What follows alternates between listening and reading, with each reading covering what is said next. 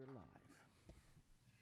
Welcome to the Workforce and Economic Development Subcommittee. Today is February 24th, 2021. I'm calling this meeting to order. Do I have any call to the public, Matt? Chairwoman, we do not today. Okay. Can I get a motion for the minutes of the meetings? So moved. Okay, I got Councilwoman Stark and then Councilman Waring. All those in favor of the minutes? Aye. Aye.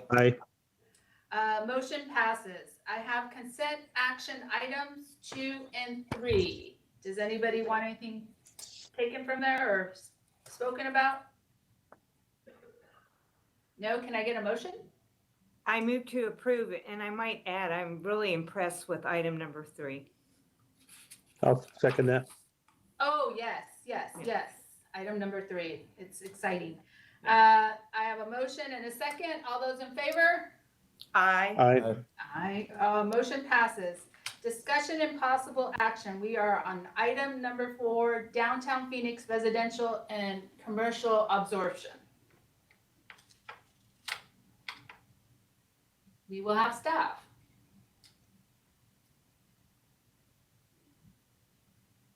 Good morning, Madam Chair, members of the subcommittee. I'm Chris Mackey, the Director of Community and Economic Development here for the City of Phoenix. With me today is Joseph McEwen, Program Manager in Community Development.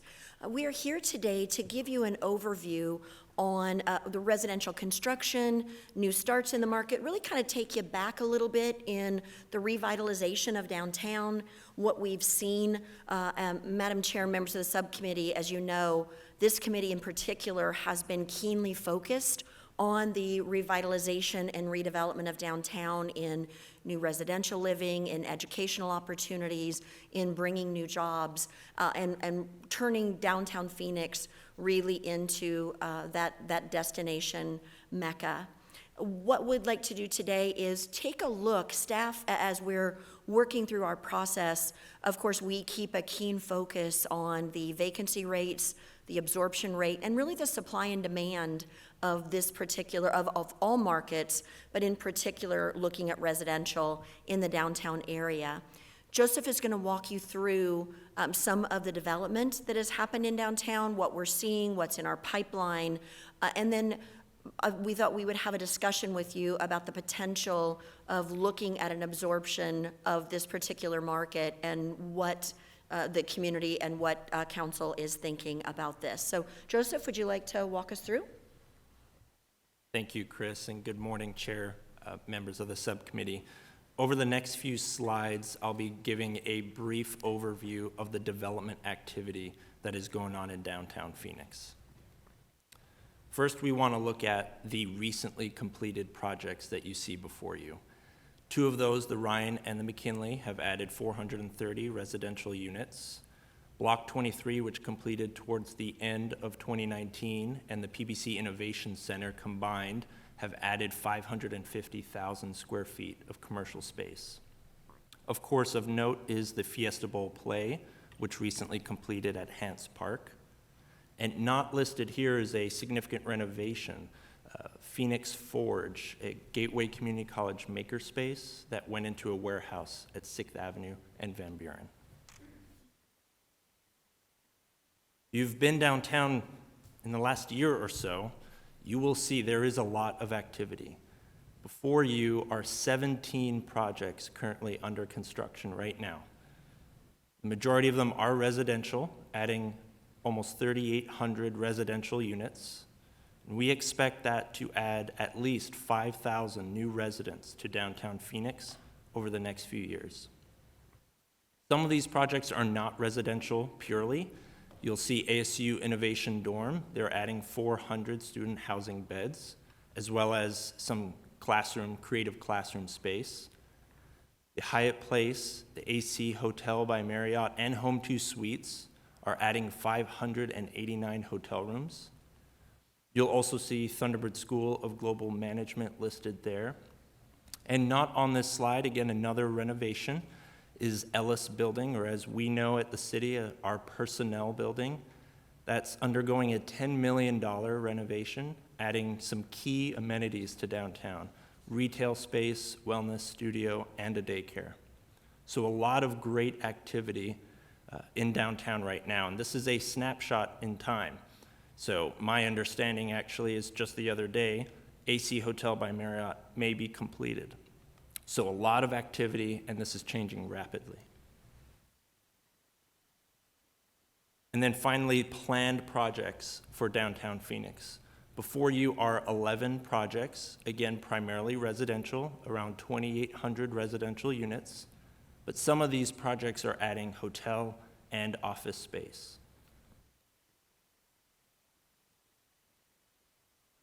We wanted to briefly touch on the office market in downtown Phoenix. The chart before you is giving you an idea of new construction office starts over the last 10 years or so. 2009 was the start of Cityscape. 2017 was Block 23, as we mentioned, and 2019 was the PBC Innovation Center, as we knew it at the beginning, the Wexford ASU project. But this is not to say that the downtown office market isn't significant. There are 11.5 million square feet of office space in downtown now, and we've seen over the last few years significant renovation of existing space. Of note is the Renaissance Towers, and we do expect other office properties to undergo similar renovation. Madam Chair, members of the subcommittee, staying on the office topic for just a moment, I think a couple of things as we kind of have this conversation today are of importance for you to note. One is to put the 13.6% of vacancy in perspective for the entire region. So just to give you an idea, in 2014, the vacancy rate in downtown Phoenix was about 26%.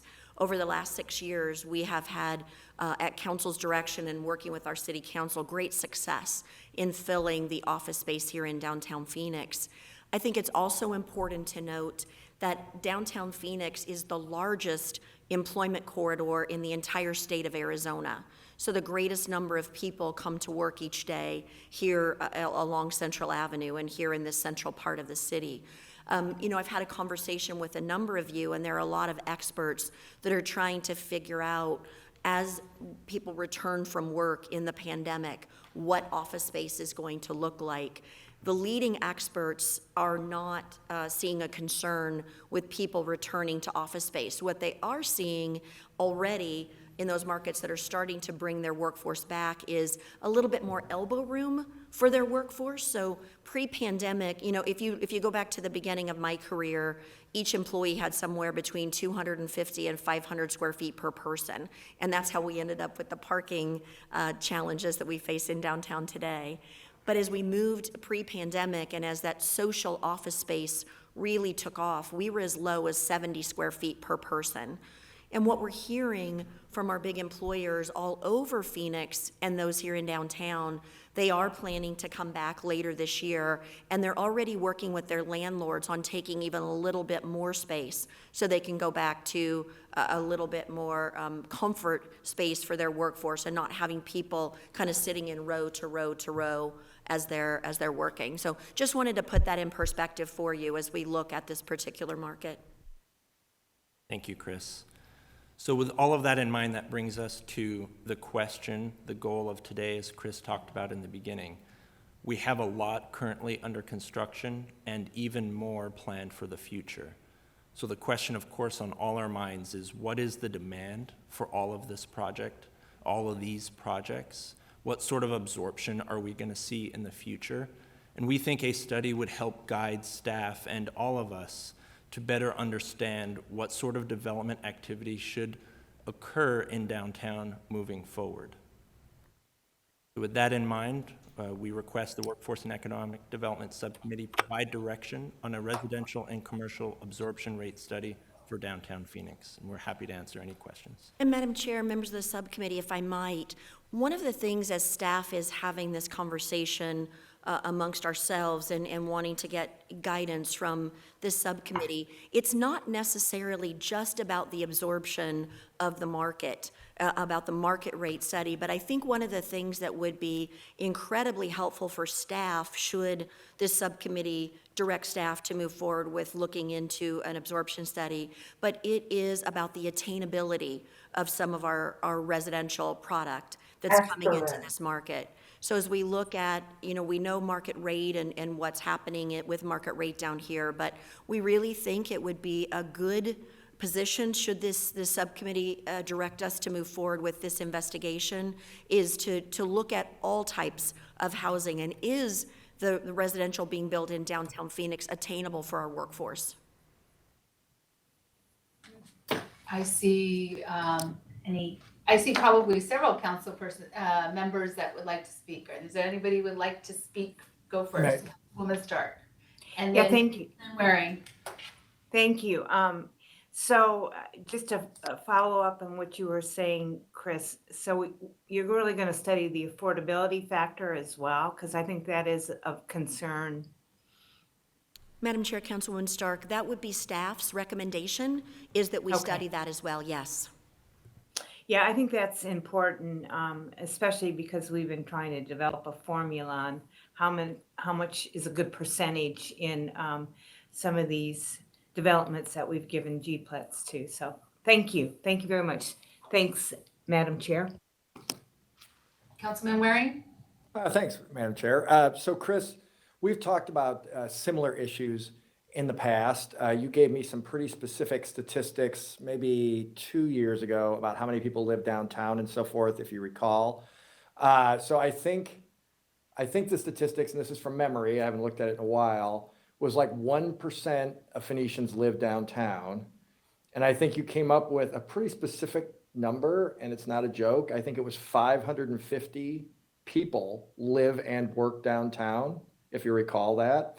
So the idea that we're driving people downtown and lots of people are living downtown, they're important. Every Phoenician is important. But realistically, the district I represent is probably, at this point, based on MAG numbers, well over 200,000 people. District 8, I think the last numbers I saw from 2018, I think I had 240,000. I think District 7 had like 225, something like that. And then you've got downtown with, 1%. We spend a lot of resources and so forth, that's been discussed, focused on downtown. But of course, if you live in Tatum Ranch, in the area I represent, downtown's a long way away. You might not be trundling down here lightly on the weekend and so forth. But I am curious, we're talking about doing a study, which again, is really focused on an area that has 1% of the population. My question is, where did you get those statistics you gave me before that were extremely specific, if we weren't doing this kind of stuff as a matter of course? Madam Chair, Councilman Waring, the way that we work with our data is that we use the MAG data, and we use where we came up with those numbers specifically, and those numbers are very accurate. So what we do is we use the MAG data and information that we have from Downtown Phoenix Inc., from our own roles in our retention expansion visits, to count the number of people that are working in downtown Phoenix. And you have a very good memory. I would never question your memory. So currently about 58,000 people work in downtown Phoenix. And at the time that we were doing the study previously of the people, what the comparison was of the people that work in downtown Phoenix and live in downtown Phoenix, so they work in the area that they live, it was that 1%, which was the 550 individuals that both work and live in downtown Phoenix. The reason our strategy, as we've worked so hard to bring new residential units into downtown Phoenix, was to create that opportunity for more people to live in downtown Phoenix than work in that also work in downtown Phoenix. As we were talking to the employers in downtown, what they shared with us was back in 2014-15, the type of product that their workforce wanted to live in wasn't available in downtown Phoenix. So our goal of this big push of getting people to live in downtown Phoenix was twofold. Number one, creating a place where the existing workforce would like to live. So they're not driving in from Tatum Ranch. They're not driving in from Gilbert or Goodyear. They can actually live in the market in which they work, number one.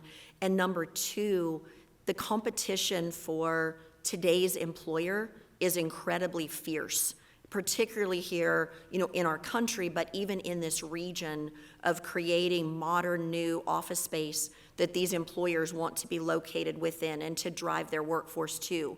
One of the things that they look at is where can they pull from their workforce in a 20-minute commute. There's very few places you can get to downtown Phoenix in a 20-minute commute where within that area. And so creating a place where the workforce wants to live, so that then we can, this was kind of a strategy for us, create that place the workforce wants to live, and then attract more employers to fill our vacant office space. Madam Chair, if I can do a follow-up. So I brought this up at council meetings in the past, like the 550 person example, bike lanes, all that stuff is pretty expensive. When you put that stuff in downtown, and then are we expecting people from Toronto to drive in to bring their bikes to drive around downtown? I mean, there might be one person doing that or something, but it's just, sometimes I think we put resources in the place where the least people live. It's the least concentrated of all the areas. And so that to me is a questionable decision-making at some level, given that most of the people in all of our districts live somewhere that's not downtown. In terms of the development of the product downtown, I've heard from affordable housing developers who had picked out different spots along the light rail and so forth. They were interested. I don't think any of those projects really came to fruition. A lot of the stuff that's downtown is pretty high end. And that's been, there have been articles, I think in the paper, but also national articles recently, that the products that are being produced for rent are pretty expensive for the consumer. I don't think that's any different for downtown. Based on the experiences I've had from people who have tried to develop downtown, it's that seems like that fits.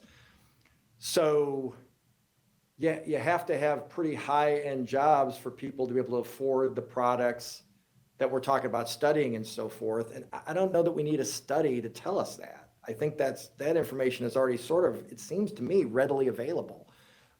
Is there something I'm missing there? Or, it seems like that's already fairly well known.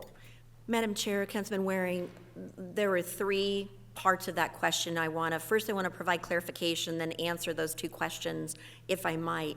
So first, the 550 people that they both live and work in downtown. So there's not just 550 people that live in downtown. There's about I understand. Okay, Yes. okay. So I understand that. Yeah, okay. I understand 1% of 1.7 million isn't Live and 550. work. Yeah, live and Okay. work in downtown. So, and then secondarily, on your question of, the high-end product, you're right. That is what we've seen, and what's really been kind of a match is the average salary in the downtown Phoenix market is significantly higher than the region. The average salary is about $64,000. So it is, it's $30,000 higher than the Maricopa County average because of the types of jobs that we bring into downtown Phoenix. So their disposable income, when we use our 30% model, can afford a little bit higher of an end.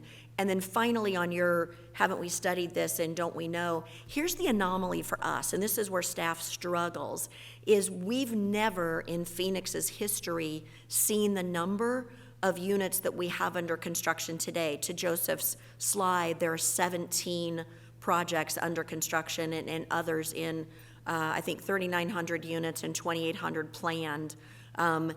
Our question, staff's question, is we don't have any history to rely on to say, how long is it going to take to absorb that space? Should we press pause? Should we wait to see how that comes?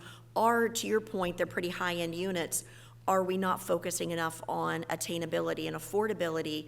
Is there others that we should be working on? Because you've been in this market as long as I have, and Arizona's never been notorious for overbuilding a certain sector and then letting the market catch up to where we're at. So I think that's staff's concern, is to not provide provide an opportunity to overbuild to see, is this going to take a year to absorb this space? Is it 2 years to absorb? Should we be focusing on other things? I think that's staff's concern, is how do we not end up with a glut of space on the market that then causes the project's challenge? So, Madam Chair, if I could respond. So first, on the 550 people, I did understand. I think it maybe got a little convoluted in your first response, not this time, but last time. But I understood what you meant. I hope it wasn't confusing for the viewers. But my point about the bike lanes is, if you live in downtown Phoenix, you're not riding your bike to work in Tempe. That's probably not going to happen. So the only way that you could use a bike lane in downtown Phoenix, most likely, is that you live downtown and you also work, a mile away or something. You don't want to walk, you're riding your bike. If there's only 550 of those people, it's a lot of infrastructure. It's great for the 550 people. I've been criticized at council meetings for you only care about your own district. Well, first, that is my first priority, sure, but Phoenix as a whole, that's great. But dumping a ton of resources to help only 550, to your point, pretty affluent people, we got a lot of needs in the city. That gives me some pause for thought. Second, in terms of the need for the study and being overbuilt, it's only 1% of the city's population now. I don't think we're probably building enough. I don't think anybody's claiming that to say that we're doubling that. But even if we did, it's still only 2%. Again, we're spending a fair amount of money to study 2% of the population. Finally, to your point about, it's great. I don't think I had that statistic before about the $64,000 and being $30,000 over the Maricopa County average. But here's the thing, if you're building a restaurant downtown to service these new people, and remember, I didn't vote for it, but we had to subsidize the fries. There weren't enough customers to justify fries putting in a grocery store on its own. The city had to cut them a deal, basically, to incentivize that. So that just shows sort of the problem, but also, where are these people who are on the wait staffs of these restaurants and maybe going to ASU on the side or something? Where are they supposed to live? The high-end market stuff doesn't solve that problem. So now you're incentivizing people driving in from Tempe or something to work at the new businesses to prop up the amenities for the stuff we've incentivized to be built downtown. How does that make sense? How's that good for an environment? And again, I don't know that you need a study to reach some of these conclusions. And really, you're not talking about that. I mean, again, study, you're counting into the thousands. This isn't millions. You're not extrapolating data particularly. They're just I don't know how long that would even take. So I obviously always respect your work, Chris, and everything, but this might be one where I'm not convinced the need is actually there, and that the information we get would be worth the cost of getting it, or that it's not something we could do without having a separate standalone study. I haven't been convinced of that, and I'll apologize for that. So Thanks, Councilman. Thank you. Chris, in the study, as Councilman Waring has been discussing, I have heard, and this is one of the reasons why, I have heard from staff that they would like to do a study. And then I also have heard it from several different council people asking about downtown and asking about the residential and the commercial absorption. So there's a number of entities or people that have been asking Chris all these questions, and so staff said we would like to do a study. So that's how the study came about and landed where it landed. But my question to Chris is, as Councilman Waring is stating, what will the study, can you do the study without, I guess, hiring somebody, or could we do the study on our own within our internal employees? Madam Chair, we do have a lot of talent on our staff. Councilman Waring's not wrong. Our challenge here is that we don't have a history. If you pick any other market, office absorption, others, we have historical data that we can use. Now, is this something that I think that the internal staff could work and come up with a pretty close target? We'd probably need some external resources, particularly on the attainability side and on, kind of measuring how long we would expect. We've got this anomaly of COVID that nobody really understands yet. I mean, do I think we could get in the ballpark, certainly in the first 7 rows? I think we could. If we, if the guidance was for staff to come back with what they think, I think we could pull resources together that would give us, that would inform us as to that information, and perhaps we could tap a little bit into some of the external economists that we use for a very small level on particular areas that we just don't have that expertise because we don't have the historic data for particular segments of the market. Office, we understand. Office, we can, if our staff can't figure out the office issue, you should be hiring a different economic development director in the city. That's what we do is job creation. So that, I think we're pretty in tune to. It's been the multifamily, I think, that the residential that concerns us. But we certainly could go back if you'd like and dig into the data we have and look at some of, maybe it's just a few resources we need to pull in for some external data that we wouldn't have access to. So I'll go, let me, Council Member Nowakowski and then Council Member Stark. So what I'm hearing is, yes, it's possible to do it to internals, but we don't have the experts that are needed or experts in this field to be able to do a, I guess, high quality study that then will as a council come back to the council, read it, absorb it, and then give direction to staff. That's what I'm hearing. Madam Chair, you're correct. My fear would be on my staff, we don't have multifamily residential expertise in that absorption. On the office side, I think we could be very, very helpful. But on the residential side, we just don't have that expertise. Could we cobble stuff together? Absolutely. But I'd worry that the council then would rely on guidance from staff. I think a combination of that outside expertise and staff knowledge and the downtown community would produce a pretty good document. Okay, Councilman Nowakowski. You're on mute. Thank you so much. I represent the downtown area, but also South Phoenix, Maryville, Laveen, and Estrella. And those areas are growing, the Laveen and Estrella areas, and also South Phoenix. And I hear the concern that Councilmember Jim Waring has, because I hear that all the time, that we focus too much in the downtown area. But saying that, myself and Laura, we both went to St. Mary's High School. So we've seen the change of downtown with the Arizona Center going in there, with the Suns arena, then the Diamondbacks stadium, and now with ASU and U of A coming into downtown area. I mean, it's changing. And it's just incredible serving as the council member of this downtown area, the meetings I get with individuals that want to move out of different states, that they see an opportunity here in Phoenix. And one of the biggest things they ask for is about workforce. Do we have the workforce to handle those companies coming down? And one of the great things that we have is we have 2 great universities that we can turn around and say, look, we have ASU right here, we have U of A right here. And the other thing is the students.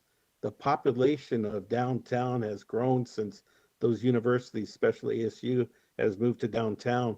So when we talk about 550 maybe workers, we're not talking about the 14,000 students that are coming into downtown. And we're not talking about the thousands, 14 to 16,000 individuals that come to see a Suns game or a Diamondbacks game and all that. And to see it develop the way it has, I mean, with over 200 restaurants and bars, that 80% of them are locally owned. And most of those individuals are saying, I want to buy a place in downtown Phoenix. But one of the things I was amazed about when I first started 13 years ago is somebody threw out that we should have about 3,200 units of housing. especially with ASU coming in and all that. And I threw out a number 5,000. Now it's gone way beyond 5,000, and now we have another 5,000 in the future. So instead of just shooting from the hip and throwing out numbers, I really think we need to have some type of study. I'm not sure if all that money that we're allocating is appropriate, but I know our staff is overwhelmed. I think there has to be a study to make sure that we get our fair share of all those businesses that are moving out of other states, that they come here to Phoenix, especially downtown Phoenix.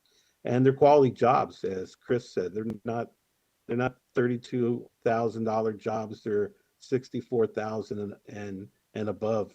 The other thing that's amazing, what I like to see in a study, is how many people are retiring. Because a lot of people that I'm seeing in downtown Phoenix now are actually retiring in downtown Phoenix. They're selling their houses in the suburbs and moving into downtown. So I really like to see that also. How many of these individuals are students? How many of those students actually get a career in downtown Phoenix and live in downtown Phoenix?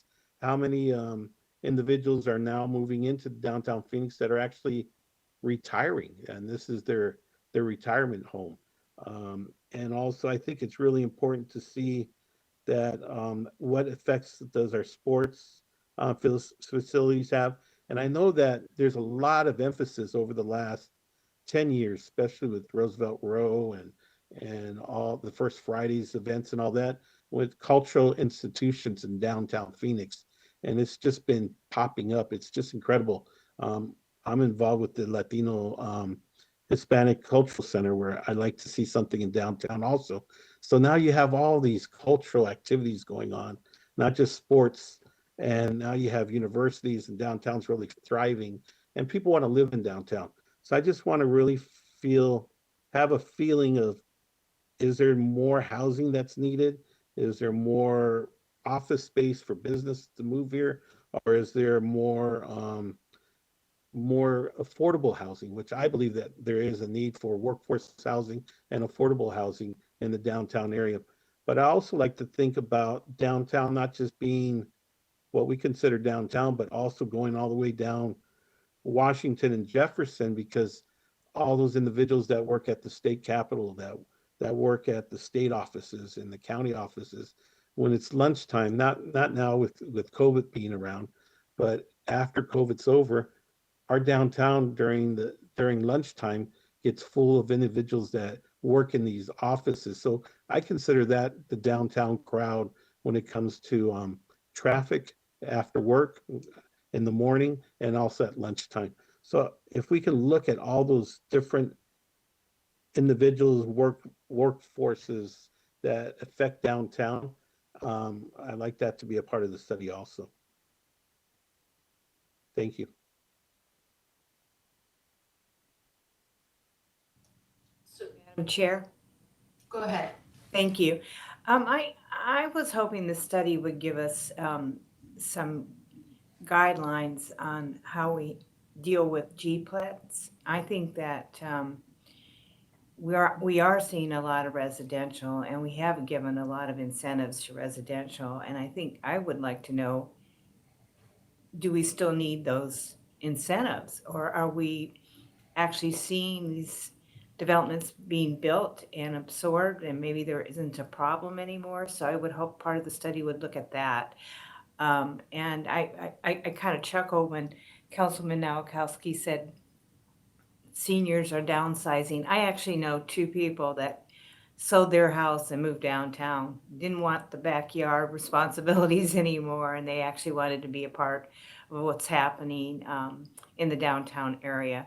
One of my friends is a real science geek and loves going to the science museum. So there's a lot to do down here. So I support the concept of this study. Thank you.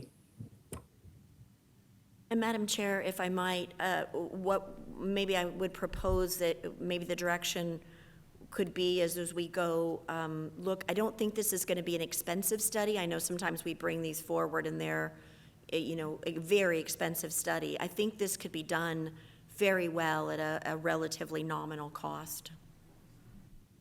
So are we, so what I want to do is to add 16th Street, or Councilmember Nowakowski, I don't know if you want it to go to 24th Street? Where do you want?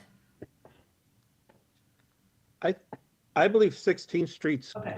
good, but I think that if there's somehow some way we can get that Capitol buildings and Yeah, all yeah, the yeah. county So- buildings and all that, So I'm because saying, that area is really growing. okay, so I'm saying 16th Street to Washington, I think Jefferson, because it goes Washington, Jefferson, right? And then all the way to 19th. Perfect. May I say something, Madam Chair? Sure. Thank you. So a couple things. First, I think Councilman Nowakowski is correct. Certainly, I used to work at the Capitol, so I kind of know what's over there. I think including the Capitol, that spoke to me when he said that, because I do think that makes sense. I will just respectfully point out that, again, to Councilwoman Stark's comments about Jeeplets, obviously I've been against them. We're trying to incentivize people that don't seem to be, again, 1%, maybe we're bumping it up to 1.5% or 2% of the city's population. So the vast majority of Phoenicians are choosing to live somewhere else. They're living in Levine or District 2 or whatever, miles and miles away from downtown. They may work downtown, but they know where they work and they're still choosing to live somewhere else. So that's an issue. And I don't know why we would spend just tons of time trying to change that behavior that hasn't happened on its own. But number three, just in terms of doing the study, and hopefully it's not expensive, and I understand the needs for it, Chris, but somebody referenced ASU and the multi-housing market. Well, there's a multi-housing association and ASU is right downtown. Maybe we could, I don't want to say do it on the cheap, but is there some doctoral student who studies this stuff that we could partner with? The multi-housing, I can't believe the multi-housing association, you wouldn't be able to just call and say, hey, here are the list of projects that you guys showed us in the beginning of the presentation. How many units are there? How many people do you think are going to live there? It just doesn't seem like something that intense or invasive is necessary to get those numbers. Maybe I'm misreading it as someone who doesn't do that for a living. Maybe there's more to it than I think. And then Chris said she has the economic data about the jobs. So if that's the three-part study, because I do think ASU is a key component, Michael's right, that is something that's changed pretty dramatically in the last 10 years. And there's a lot of energy and stuff there. And I don't know how those folks get counted in Chris's statistics. Does a student who lived down here 8 months a year for the 2 semesters or something, how does that factor into the 550 people or the 1%? I don't know how that gets adjusted. I just asked a question and got the numbers a couple of years ago. But, if there's some way to use those available resources to do this, because both those groups have skin in the game too. So they would want to do it right. They wouldn't want to be doing it just, screwing around. Not that they would anyway, but they'd want to get accurate information for their own purposes too. So I don't know why the city taxpayer should pay the full freight. It seems like, again, disproportionate resources for a really small chunk of the population. And it seems like there's other groups that frankly should willingly help. So I guess those are my 3 points. If it passes, I understand the need for it. So, but I have concerns that we're not using available resources as well as we could. Thank you.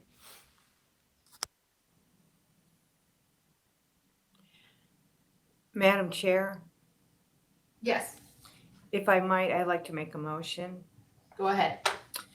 I would like to make a motion that we ask staff to undertake a study, but in doing so, make sure that it's very cost effective. Does that make sense? Yes, Kinda look and I would incorporate, if possible, the ASU Yes. and I think it's the multi-family. Is that what you Yes. said, Jim? Okay. Yes. Yes, And then- and that we partner with Yeah. ASU and multifamily and include the boundaries that go to 16th and 19th Avenue. So Okay. that's my motion. I'll second that. Madam Chair, before you vote, if I could ask for one point of clarification. I understood it is Jefferson on the south, 16th Street to 19th Avenue. What was your northern boundary, please? McDowell? McDowell? Yeah, probably. Thank you. There's a motion and a second. All those in favor, please say aye. Aye. And those not in favor? No. The motion passes 3-1. But thank you for incorporating at least a little bit some of my ideas. I do appreciate it. Yeah, I mean, I think they're great. We are on item 5, Phoenix Convention Center booking updates.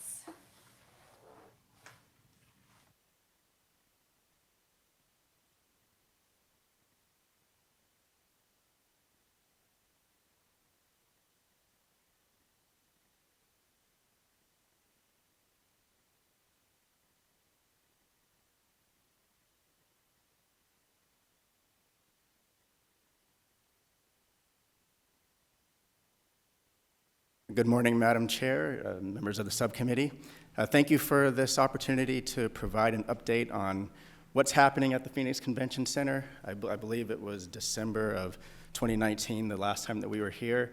And with me, I have my colleague from the Greater Phoenix Convention and Visitors Bureau, Mr. Lauren Edwards, Senior Vice President of Sales and Services.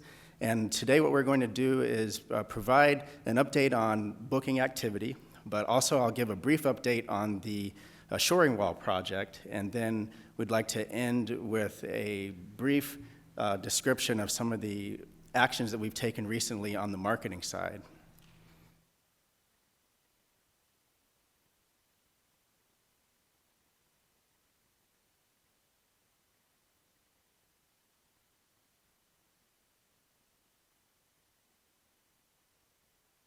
Apologize for technical difficulty with the presentation. Thank you. So the shoring wall project, so just as a brief refresher, this is the project to replace the subterranean temporary shoring wall that we had at the convention center on the south side of the north building. This project began in July of 2019. As of right now, we are 81% complete with the scheduled completion in the fall of 2021. One thing that I'm personally excited about is for a project like this, of this magnitude and this scope, the activity that you see in the picture on the left-hand side really shows the depth, so to speak, of the activity that's taking place. When the project is complete, we won't have a whole lot on the exterior to show, but the little bit that we will have will be put in place in the summer of 2021, and that'll be in the form of new shade structures, sidewalk, and landscaping. So what you see now is a brief description of the convention activity that we've had at the convention center over the past few years, and what's most notable is what has happened in 2020. So 2020, when the COVID-19 pandemic hit, it hit our industry particularly hard. What we had prior to COVID-19, we were expecting 71 conventions in 2020, 63 in 2021. So you can see that we had 52 cancellations take place in 2020 directly due to the effects of the COVID-19 pandemic. But while the industry did stop, I'm proud to say that our team at the Phoenix Convention Center, our sales team, in partnership with the Convention and Visitors Bureau, as well as the downtown hotels, really started. They got to work. Not only were they working on moving and working with the conventions that were canceling and navigating through that process, but they were also actively working to book future business at the convention center. So much so that they were able to book a record of 72 citywide conventions with over 311,000 delegates or convention attendees for future business, which was a record for a fiscal year activity.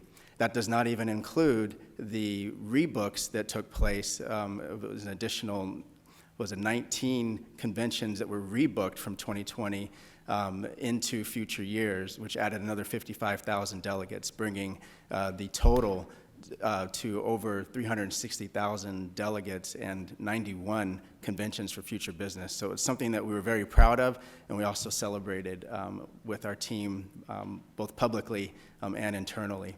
The next slide that you see here represents convention attendees. I want to bring to note the blue line that you see going across the middle. That is the benchmark, which is our target goal for delegates or convention activities that we have, or convention attendees that we have every year. This was, again, pretty detrimental for 2020, but one thing that I want to point out, and Mr. Lauren Edwards will go into more detail on a future slide, we are seeing some positive results for future years. You know, there is an uptick in the number of leads that we've been receiving, and it's directly reflected by the activity that our sales team has experienced, and it really speaks to the enthusiasm that's still out there for this particular market. And then this slide shows the number of room nights, which is the slide that our colleagues at the downtown hotels pay particular attention to, and you know, we do as well, because we feel that this is really one of the many charges that we have at the Phoenix Convention Center as far as developing room night activity for our partners in the downtown hotels. So now I'd like to pass it over to Mr. Lauren Edwards, who can go into a little bit more detail about the future booking pace. Thank you, Mr. Harper. Good morning, Madam Chair and members of the subcommittee. Again, my name is Lauren Edwards, Senior Vice President with Visit Phoenix. The chart that you see before you is really a snapshot in time as of February 5th, which really gives a forward-looking perspective in terms of our future booking pace versus our benchmarks, as Jerry referenced earlier. So the good news on this slide is that we're seeing a lot of green, one color, and as Jerry alluded to earlier, in the height of a pandemic, our teams rallied and worked hard and successfully completed a record booking year of activity, which has contributed to a strong booking pace. As you can see, in each of our future years, 22 through 2027, we are enjoying currently a positive pace variance as it pertains to total attendance, as well as room nights within the downtown Phoenix area, to the aggregate positive percent variance of 60% on the attendance side and 35% positive pace variance for room nights versus where our benchmarks are. So what this really shows, again, is the enthusiasm and excitement for downtown Phoenix, and really how we are marketing the destination and the interest that conventions are showing in coming to Phoenix and bringing their attendees and bringing their economic impact to the downtown area. It is important to note, however, that although the 6-year pace shows a positive variance, that there are holes of opportunities in each of these future years. It's not that we're sold out in downtown for the next 6 years. So our team continues to be highly focused and applying a lot of strategies in terms of filling those gaps so that we can continue to further strengthen our future. We do know that the pool of conventions, based on what we're seeing and trends that we're seeing subsequent to the pandemic, that our pool of tentative potential opportunities will likely stretch, as customers will not book as many room nights, which will mean that groups that once thought that they were too big for us from a room night capacity will now fall squarely into our wheelhouse. So a lot of focus is geared to attracting those opportunities, especially as we seen in the previous presentation, that we do have more hotel rooms coming on into the downtown pipeline, which will, I think, position us well to go out and attract larger conventions and the type of conventions that fit within the knowledge industry that the city has invested in growing. So a lot of positive enthusiasm out there for the marketplace. We are certainly keeping an eye on our competitors, our competing convention markets, especially as we emerge out of this pandemic, as we want to make sure that we retain a robust sales and marketing mechanism that would allow us to recover quickly. There's a lot of talk about potentially recovering to 2019 levels, but we can't wait that long. That recovery has to begin now. So a lot of our focus and time and energies and work that we're doing with the Lodging Association locally, as well as our sister DMOs around the greater Phoenix area, we're focused heavily on making sure that we're fortifying our future. So I'd be happy to take any questions at this point. If not, I'll pass it back on to Mr. Harper. Thank you very much. Thank you. So this slide gives you a deeper look into what we're looking at for 2021 and 2022, broken down by quarter. The blue lines are reflective of the slide that you saw earlier as far as convention activity, but the orange lines speak to the non-conventions. And what I mean by non-conventions are events that are smaller in nature, more the local meetings, that sort of thing. And one thing I do want to point out, if you look in beyond quarter number 2 of 2022, you don't see any of those orange lines, the non-conventions. The non-convention events have a much shorter booking window, so it doesn't necessarily mean that we're not having conversations about those smaller local events for those future months and future years. It just means that they wait to sign and execute the contract until they get a little bit closer to the actual date of the event. So on the marketing side, when COVID-19 hit, one of the things, I mentioned the work that our sales teams went through, but also our events and our venue ops and our business services teams also got to work in trying to collectively come up with the best approach to instill a sense of confidence in our customers as they're looking at this destination, and particularly our building. And the first thing that we did was we received accreditation from the Global Biorisk Advisory Council, the GBAC certification, as it's more commonly known in the industry. We were the first facility, the first venue in the state of Arizona to receive this accreditation, and it is something that a lot of our competitors that Mr. Edwards mentioned before have also sought and received. And it really speaks to a high level approach to cleanliness and sanitation, which really helps instill confidence in our customers. We also worked on a reopen plan that's available for our clients to download and read on our website, and it speaks to a lot of the principles that were adopted and become standard operating procedure for us as a result of the GBAC certification. It also points to signage that we have in place that really encourages physical distancing, as well as everything that we've done to really show our clients that not only are we taking an approach with their safety top of mind, but also the safety of our employees. And I believe the last time that we were here providing an update, we also revealed a new ad campaign that we had put in place with the slogan of "Discover what the future can hold." When COVID-19 hit, we did not feel that we wanted to abandon the sentiment of that slogan. So while we still encourage those that we're working with to look at the convention center to discover what the future can hold, we also want them to understand that their future is safe with us. And that also is a direct reference to all of the effort that went into place to receive the certification and to really instill that level of confidence that I referenced earlier in our clients. So in summary, 73% of contracted conventions in 2020 canceled. Like I said, and you saw on the slides, it really hit our industry particularly hard. But one thing that I'm excited to say is that while we did have a large number of conventions that canceled, I think when you look at all of the events that were canceled due to COVID-19, we're looking at 52 events. But with our sales team's efforts, we have been very successful as far as rebooking some of those to the tune of 40%. We're looking at a gradual return to business in the second half of 2021. Mr. Edwards pointed that out in his part of the presentation. And I think that really speaks to the fact that enthusiasm is still high for this destination.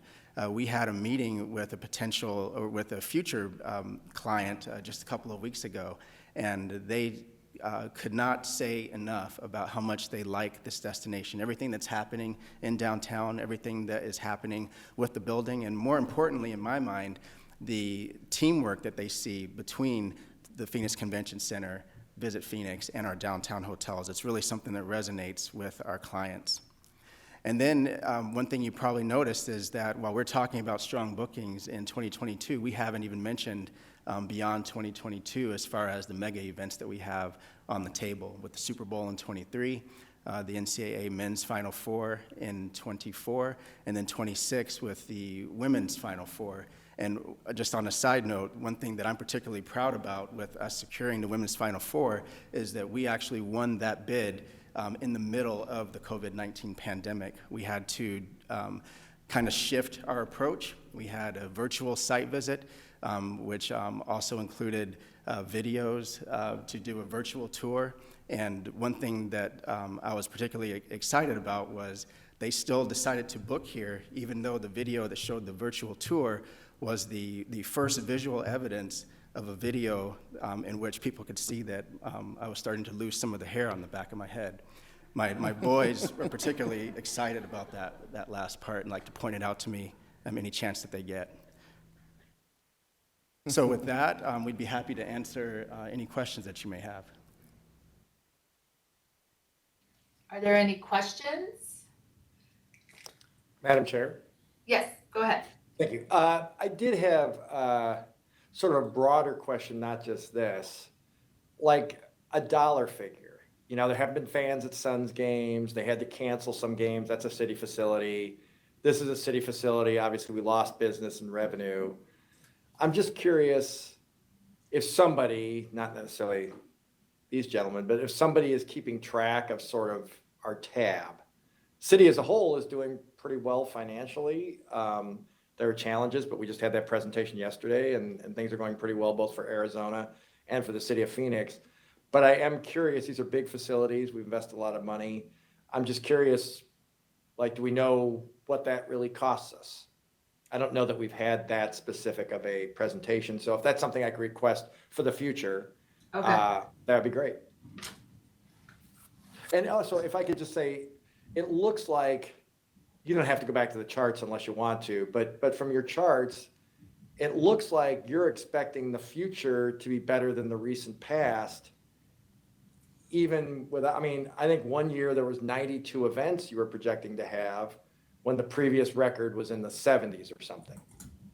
I mean, I think that's fair, but if you've got the actual numbers, that'd be great. Is it fair to say, if someone asked me, things are actually going to be better than they were before in a couple short years?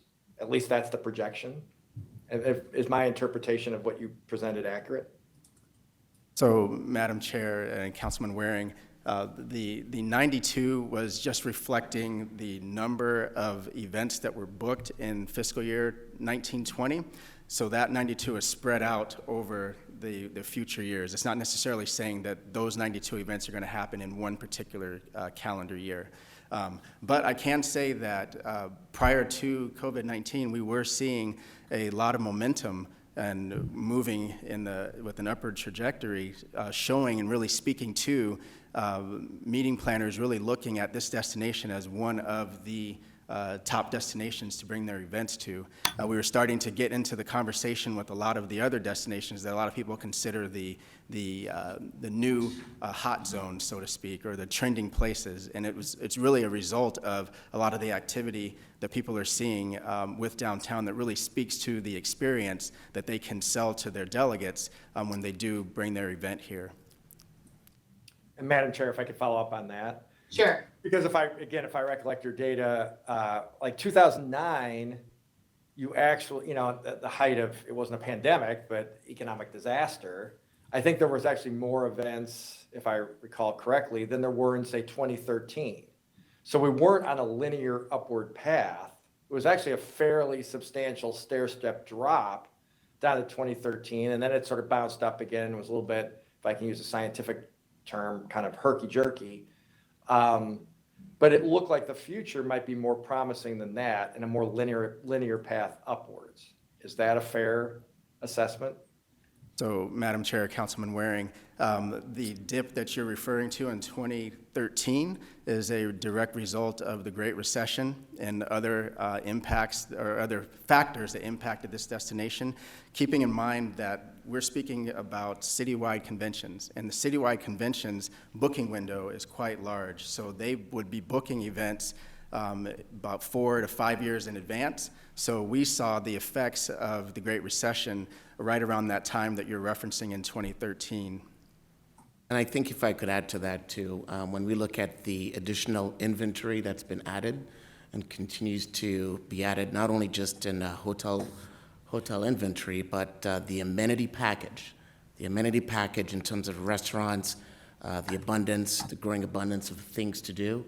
As we look to the future, all of those things are coming nicely into alignment, and working with our partners. And the whole prominence, the whole cachet of downtown Phoenix becoming a premier meeting destination is really starting to resonate with groups that would never look at us before. So to some degree, Councilman Waring, you are indeed correct that the future is certainly much more positive, trending, and it's a combination of the investments that the city has made in growing our amenities, growing our hotel inventory levels as well. So there are several drivers that flow into the positive variances that we're seeing into the future, in addition, of course, to the mega events that was referenced to earlier. Thank you. Matt, I can just ask one more. Okay, Waring. Thank you, I appreciate it. So that explains there was a delay and then you hit rock bottom in 2013. But this time, I would say the fundamentals of the economy are much stronger. If we didn't have the virus, if that was gone because of the vaccines or herd immunity or however you want to phrase it, really there's no reason that the bounce back wouldn't be faster and that the path upward, given the factors you just stated about our attractiveness as a destination, wouldn't be stronger. I guess it's a different way. My expectation should be that the future will be better than the last decade based on what you told me. And I'm not usually Mr. Bright, sunshiny, happy day. So, for me, this is a refreshing change of pace to say, I could see where things could be a lot better this next decade once the virus has abated. Is that a fair assessment in your eyes? I don't want to put words in your mouth. Yeah, Madam Chair, Councilman Waring, we are enthusiastic about the future years. And, to reference what you were stating before, yes, we do see that the recovery, while there will be a recovery period, will not take as long as it did from the last time that we had such a severe drop in activity. And I think a lot of it is due to the fact that the reason that people were not able to come here during the Great Recession, a lot of it was strictly financial. Right now, it's really about the confidence and the safety that people feel in traveling. And so once that subsides and people feel more comfortable traveling, then the meeting planners have a reference point knowing that they can expect a certain number of people that will really pencil out as far as the investment that they put into bringing these large events into this destination.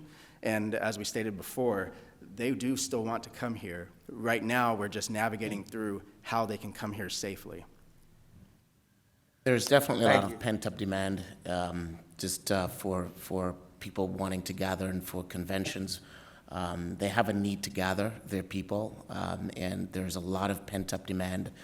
In talking with our meeting planners, our customers, they are ready to get back to traveling.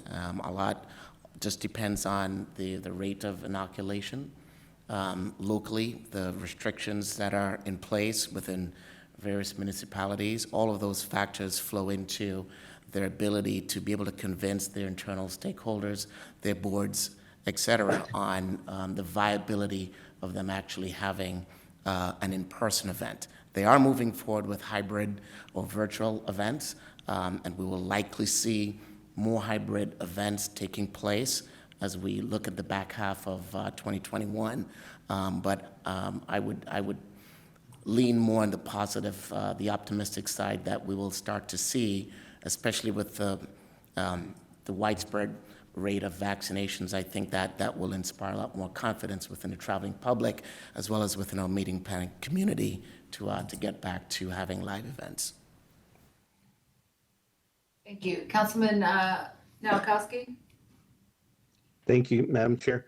I just really want to thank you all. I am privileged to sit on the Visit Phoenix committee and just to see what they do behind the scenes. I mean, when SB 1070 hit the state, we had an economic downturn, plus a lot of boycotting going on to the city of Phoenix and the state of Arizona.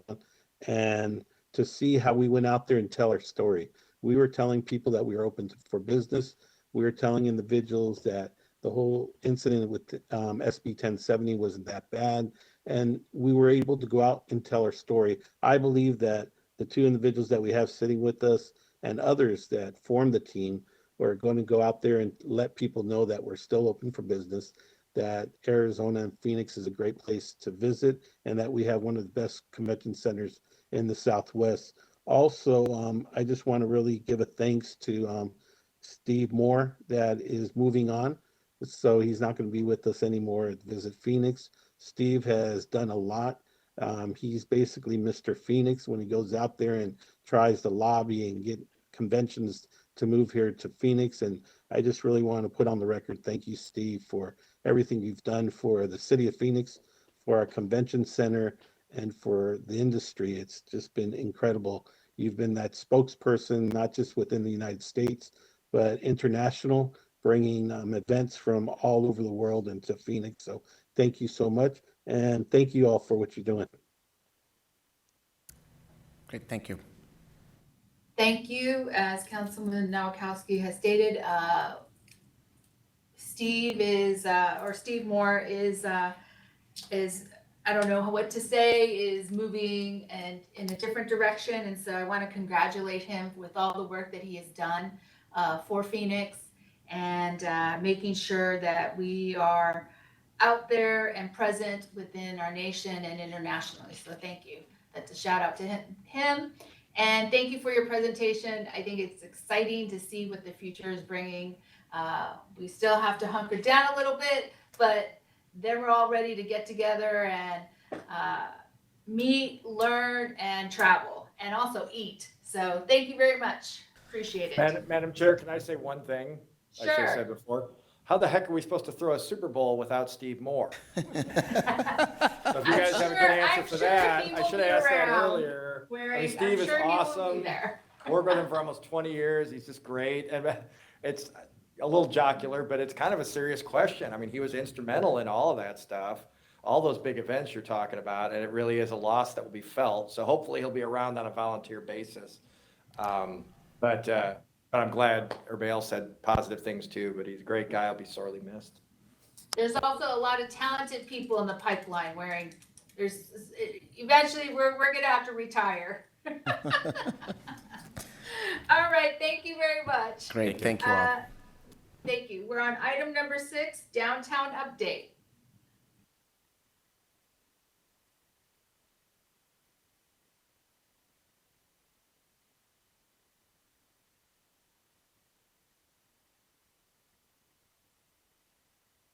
Madam Chair, members of the subcommittee, thank you for having us again today. Chris Mackey, Economic Development here for the City of Phoenix. And with me is Devney Preuss, President and CEO of Downtown Phoenix, Inc. Now, where Joseph McEwen and I spoke to you a little bit about residential and absorption at a previous presentation this morning, Devney is going to go over activity that's going on in Downtown Phoenix and give you some of our most recent updates. Devney?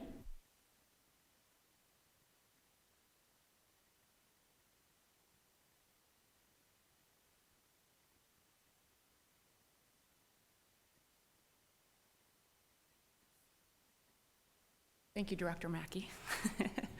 Well, since we're heading into year 2 of the pandemic, our work at Downtown Phoenix Inc. continues to be focused on business support, advocacy, recovery efforts. And when I reference Downtown Phoenix Inc., that of course includes the Downtown Phoenix Partnership as well as Phoenix Community Alliance underneath that umbrella. So as our work is focused on business support, I'll detail a couple of our programs in just a minute. But first wanted to also assure you that we continue to be focused on readying the street level experience for those who have returned to downtown and for the rest when they do choose to return to our downtown. We'll continue to make sure it's as safe, welcoming, and of course vibrant and inclusive as possible. A few examples of our current work include disinfecting high touch point areas like outdoor benches, shade and beautification efforts like tree planting and adding planters to the streetscape. We have 3 larger-than-life mural projects currently underway, and staff and stakeholders are imagining already a couple of additional potential mural projects for this year. We are also adding recognition plaques to approximately 15 murals and other public art displays in the downtown area in order to encourage that safe, that socially distanced, self-guided tour. The plaques will also have QR codes that will then provide additional information on those projects. We hope to add them in time for Art Detour, which starts February 27th. Have to give a little shout out to our partner. 33 days for their 33rd anniversary, starting February 27th. And as I think we all know, parks are no longer an amenity. They're really a necessity post-pandemic urban living. And so we'll look forward to programming Civic Space Park, hopefully later this year, and of course, continue our fundraising efforts for Hance Park. And prior to the pandemic, we had an evolving bike culture in downtown. We look forward to working with Street Transportation Department and advocating for the return of bike share and other multimodal options in the downtown area. For those of our downtown restaurants who have participated in the city's temporary outdoor dining program, it's been incredibly helpful to them. We'll continue to help other restaurants who want to participate fill out applications. And we'll even help them source temporary fencing like you see here, the light rail barricades that we brought in for a short period of time for Thai Basil, the first restaurant to participate. We've also worked with Street Transportation Department to convert 14 parking spots in downtown into what were metered parking into 15-minute meter parking, and they're designated for pickup and takeout only. And we're now currently preparing a survey to restaurants to understand just how helpful this has been to them, those restaurants that are benefiting from those new 15-minute metered parking spots. On the consumer incentive side, under our Spread Your Wings campaign, we launched Buy and Fly promotion back in June of 2020. And for anyone who spends a minimum of $10 at restaurants in the downtown core, we'll send them a bird-branded mask, as you see in one of the pictures here. Spend $25 or more, you could receive a bird-branded tote bag or a bag of coffee from one of our downtown coffee shops. Spend $50 or more, and you can select from a bird-branded t-shirt, a hat, or coming soon, a soccer-inspired DT-PHX scarf. Our newest consumer incentive program is the DT-PHX Dollars. This launched just last Friday, and restaurants and retailers and cultural institutions are starting to see these come through their doors already. We're distributing up to 4,000 $5 vouchers to people who are back downtown, including construction workers, between now and April. And while that's what we have budgeted for this particular program, we're also actively looking for sponsors to help us extend this program into the rest of the year, frankly, as far as possible. And both Valley Metro and Katera have already stepped up to help sponsor this program. Valley Metro has been a great partner to us, especially on the light rail construction mitigation efforts, and this DT-PHX Dollars program will really be helpful to those on the alignment in the core. Speaking of light rail construction in Valley Metro, thankfully, construction has accelerated and work has been resequenced because we've had fewer cars and pedestrians in downtown the last year. So we'll continue to coordinate with Valley Metro on outreach and business support efforts, and we send a weekly stakeholder email communication that is focused only on and dedicated to construction-related traffic impacts, and we find that it's really beneficial to our stakeholders who, again, are traveling in and out of downtown. Well, with little to no events and related marketing this past year, we turned our efforts to a quality of life PR campaign. And about 6 months ago, at the onset of the pandemic, there was this emerging narrative that there would be a decrease in demand for urban living post-pandemic. So about 6 months ago, we launched this quality of life campaign that really highlights what makes downtown such a distinct live, work, play, learn neighborhood. And thus far, we have received about 6 million impressions in earned media just from that quality of life campaign. But now, through listening sessions with our board members, our DPI investors, our EMSD stakeholders, our PCA members, and of course, city leadership briefings, we've been able to shape and reshape this campaign into more of a positioning campaign that really highlights what we're becoming and the competitive advantage that we'll have as a downtown community post-pandemic. So in terms of what's next, we are pitching national media on our downtown story. This week, we're hosting 4 Then and Now media tours leading up to the city's 140th birthday. And we'll continue that national media pitch in order to generate more of that national media attention, which we hope will complement and support Director Mackey and her team's efforts as they're working to bring more businesses into downtown. With so many considering relocation at this time and looking for those cities that offer quality of life like Phoenix, we feel there's no better time to really put our foot on the gas pedal and continue this positioning campaign for the next 6 to 12 months as well. One other outcome of our positioning campaign are proof points that we are developing with, again, Director Mackey and her team, city leadership, and our local agency partner, Lane Terra Lever. And these proof points will be incorporated into these media pitches. They'll be shared with our stakeholders to hopefully also be used more broadly and really become that downtown drumbeat for us. I've also incorporated many of these proof points into my last couple of slides just to give you a sense of that narrative that we are working to develop. As I mentioned, we do work closely with Director Mackey and her team. The construction updates, the development updates she provided earlier are an essential piece of our story. And we're active every day, it seems, tracking and updating all of our information because of the growing increase in the development in downtown. As Director Mackey mentioned, businesses do remain committed to downtown. We conducted a survey of our 30 larger employers at the end of last year. Approximately 30% have returned their employees in some fashion to their downtown offices. Another 30% expect to return at the end of Q2 this year. And the remaining amount, they're really waiting on broad vaccinations or other factors like schools reopening. We're also tracking restaurant closures and openings. And we'll have more total restaurants open in the downtown area at the end of March than we did the same time the year before. We find that number to be rather incredible with all that we've experienced the last 12 months. With all of its current investment in development, ASU intends to nearly double its population on the downtown campus from 12,000 to 20,000. Fiesta Bowl Play at Hans Park, as was mentioned earlier, opened recently, and we will continue our fundraising efforts through the Hans Park Revitalization Project. And while this is a great family-friendly amenity now in downtown, we still need more, and we hope to add more sponsors to Hans Park this year. And lastly, as we do continue to weather this storm, our hospitality and entertainment forecast is incredibly bright. Our 4 major downtown hotels are completing renovations to the tune of about $130 million.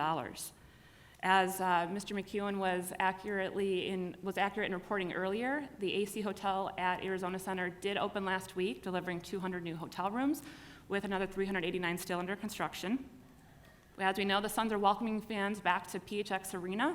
As of the 16th, they've invited 3,000 fans per game, and our downtown restaurants are feeling a little bit of a boost from that business activity. We expect the same when the Diamondbacks open their 2021 season, and we're hopeful that live concerts and events will return by October. And as you just heard from our partners at the Convention Center and Visit Phoenix, we're preparing for incredibly strong numbers of convention goers in future years. And with that, I will pause and offer to answer any questions. Anyone have any questions? No, but Madam Chair, Go ahead. I just wanted to thank Devney and really appreciate all the work she does and her dedication to the downtown area, as well as all her staff. You guys do incredible work, and you're a great partner. Thank you.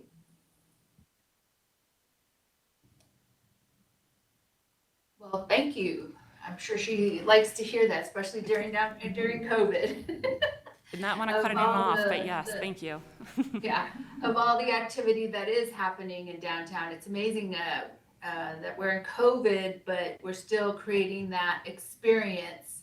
And so my anticipation is that in the future, the experience will be definitely at a whole nother level, and people will be wanting to come to downtown and be attracted to the area. And so I think that's one of the greatness about us being also a 5th largest city, but also a young city compared to other cities, that we are able to grow from their experience and learn from their experiences and grow to be able then to build the downtown that we all want.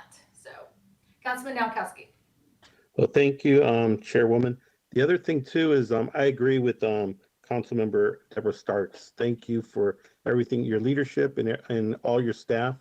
What's incredible is that they set up listening sessions where they listen to the community, where they listen to the individuals that live, that work, and that play in the downtown area. And I think that's really important. A lot of times people just get into a room, they have a little think tank, and they come up with suggestions, but what they all do is they really work as that Team Phoenix approach where they bring everyone together to make things happen. So I just really want to thank you. Thank you for making our downtown safe, for making downtown clean, and just creating crazy events from zombie walks to all kinds of different things that attract people to come to the downtown area. So really thank you for always thinking outside the box, and also with your social media, but you're telling our story, not just within the city of Phoenix, but throughout the world. So thank you also for that. Thank you, Councilmember Nowakowski, and thank you for your leadership, and we will definitely miss your leadership in District 7 since so much of our downtown is in your district currently. We've really enjoyed our work with you. Thank you. Deputy, I have one recommendation. Yes, please. AC, I think it's the AC Marriott at Arizona Center. Sure, the AC Hotel? Yes, the AC Hotel. I was over there at the Arizona Center, coming from the backside. And so I was taken aback, but I was like, oh, look at all this new change. The only thing that I did not see was signage. So I couldn't figure out, I finally figured it out, but I was like, is this a hotel? What is this? And then I finally remembered that was being added to Arizona Center. So on the backside, because they're back, it looks like that's their patio kind of reception area. You can go and grab a drink and sit out there. That it would be really nice to do some cool signage on that back part where 1130 is. Madam Chair, thank you for that recommendation, and I will be sure to bring that forward to both the Arizona Center management and AC Hotel, as we're expecting to meet with them very soon. So thank you. Okay, just a recommendation. Thank you. Thank you, ladies. Really appreciate it. I am on item 7, Downtown Shared Electric Scooter Pilot Program Update. Madam Chair, before this item, I need to Yes. leave for an appointment, so I apologize, okay? I don't think we have a quorum. Do you still have Jim Waring? I know he had to leave. He had to leave like 5 minutes ago. Already, But I you have know what I it. can do? You know what I can do? I can move this item to March. Is that okay, All right. Keely? Yeah, I'm good with that. I don't know about Keeney. Madam Chair, members of the subcommittee, this item was for just information and discussion. We are presenting Oh, okay. a similar item to the Transportation Infrastructure and Innovation Subcommittee next week. But we can come back in March with a summary of kind of things that have gone on, because we do have some action items that are going to go into council in March related to the scooter program. Okay. Then we will, if you can get us your slides and everything, get us what we need so that if anybody has questions, they can ask, and I'll hear it on the transportation one. I think I've heard some of it. Absolutely, we'll do that, Madam Chair. Okay, thank you. Do we have any call to the public? We do not, Chairwoman. All right, meeting adjourned. Thank you. Thank you.